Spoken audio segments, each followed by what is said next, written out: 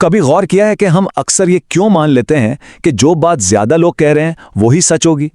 آج ہم ذرا اسی عام سے خیال کی گہرائی میں اترتے ہیں اور دیکھتے ہیں کہ کیا تعداد واقعی سچائی کی ضمانت ہے۔ تو چلیں سیدھا مدعے پر آتے ہیں، وہ سوال جو اس پوری گفتگو کی جڑ ہے۔ کیا کوئی بات صرف اس لیے سچ ہو سکتی ہے کہ بھئی بہت سارے لوگ اسے مانتے ہیں؟ اور یہ سوال یہ بہت اہم ہے کیونکہ یہ ہماری روزمرہ کی زندگی پر، ہمارے چھوٹے بڑے فیصلوں پر اثر ڈالتا ہے، دوستوں کی رائے سے لے کر بڑے بڑے سماجی رجحانات تک، ہر جگہ۔ تو اس سوال کا جواب ڈھونڈنے کے لیے ہم دیکھیں گے کہ منطق کیا کہتی ہے، تاریخ ہمیں کیا سکھاتی ہے اور روایات میں اس کی کیا گواہی ملتی ہے، اور آخر میں ہم سمجھنے کی کوشش کریں گے کہ پھر اصل معیار کیا ہونا چاہیے۔ تو سب سے پہلے چلیں اسی سوال سے شروع کرتے ہیں جس پر ہم اکثر دھیان ہی نہیں دیتے۔ یہ جملہ تو ہم سب نے سنا ہے نا، اکثریت کی رائے کا احترام کرو۔ لیکن کیا یہ اصول ہر حال میں ہر جگہ ٹھیک بیٹھتا ہے؟ آئیے ذرا اس کی جڑ تک پہنچتے ہیں۔ دیکھیں، ہوتا یہ ہے کہ چاہے کوئی فلم سپر ہٹ ہو جائے یا کوئی سیاسی جماعت الیکشن جیت جائے، ہم فوراً یہ ماننے لگتے ہیں کہ جو چیز پاپولر ہے وہی سب سے اچھی ہے نا؟ یہ سوچنا بڑا آسان لگتا ہے، لیکن سوال یہ ہے کہ کیا یہ پیمانہ ہمیشہ قابل بھروسہ بھی ہوتا ہے؟ اچھا، اب ذرا اس معاملے کو منطق کی کسوٹی پر پرکھتے ہیں۔ کیا کسی بات کو صرف اس لیے سچ مان لینا کہ بھیڑ اس کے پیچھے چل رہی ہے، عقلی طور پر کوئی مطلب رکھتا ہے؟ اگر منطق سے دیکھیں نا تو اس میں 3 بڑی خامیاں نظر آتی ہیں۔ پہلی بات، یہ ضروری تو نہیں کہ اکثریت کے پاس ہمیشہ صحیح اور پوری معلومات ہو، ہے نا؟ دوسری بات یہ کہ بھیڑ یعنی میجورٹی بہت آسانی سے جذبات اور پروپیگنڈے کا شکار ہو جاتی ہے۔ اور سب سے اہم نقطہ، کسی چیز کے سچ ہونے اور اسے ماننے والوں کی تعداد میں سچ پوچھیں تو کوئی منطقی، کوئی لاجیکل کنیکشن ہے ہی نہیں۔ تو اصل بات کیا ہوئی؟ اصل بات یہ ہے کہ معیار دلیل کی مضبوطی ہے، لوگوں کی گنتی نہیں۔ یوں سمجھیں کہ ایک شخص اگر اس کے پاس ایک ٹھوس دلیل ہے تو وہ ان ہزاروں لوگوں سے زیادہ صحیح ہو سکتا ہے جن کے پاس کوئی دلیل ہی نہیں ہے۔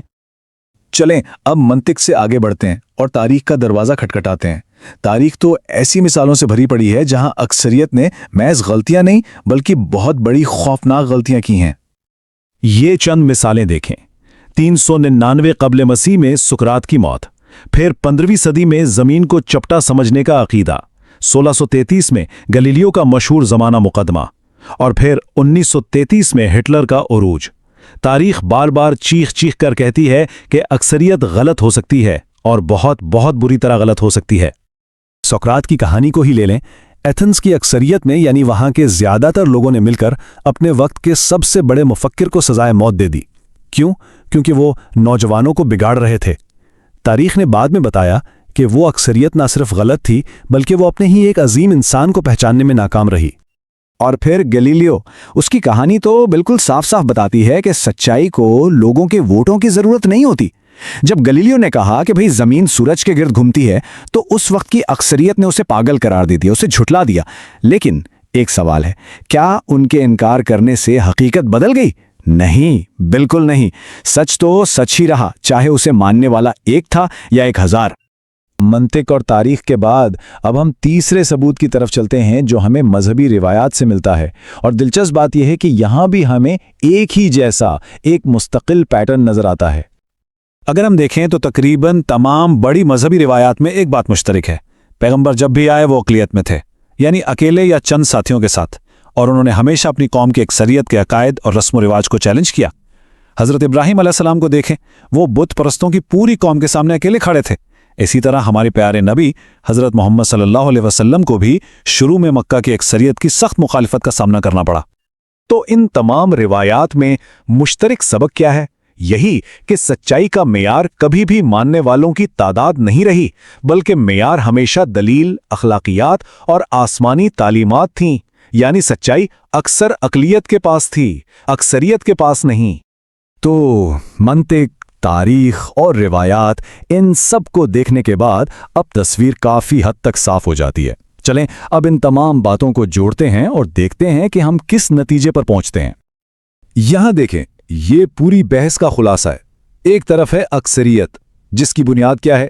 تعداد، جذبات اور سماجی دباؤ، اور دوسری طرف ہے دلیل، جس کی بنیاد ہے ثبوت، منطق اور اصول۔ اب سوال یہ پیدا ہوتا ہے کہ ان دونوں میں سے کون سی بنیاد زیادہ مضبوط ہے؟ کون سی بنیاد وقت کی آزمائش پر پورا اترے گی؟ اور یہی اس پوری گفتگو کا نچوڑ ہے۔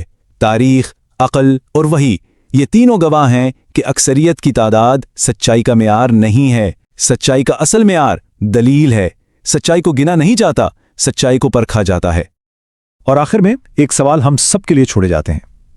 آج کے دور میں جہاں ہم سوشل میڈیا، ٹرینڈز اور وائرل چیزوں کی دنیا میں رہتے ہیں، جہاں ہر چیز کی قدر اس کی مقبولیت سے کی جاتی ہے، ایسے میں ہم یہ فیصلہ کیسے کریں کہ کیا چیز واقعی صحیح ہے اور کیا چیز واقعی قابل قدر ہے؟ اس پر سوچنا بہت ضروری ہے.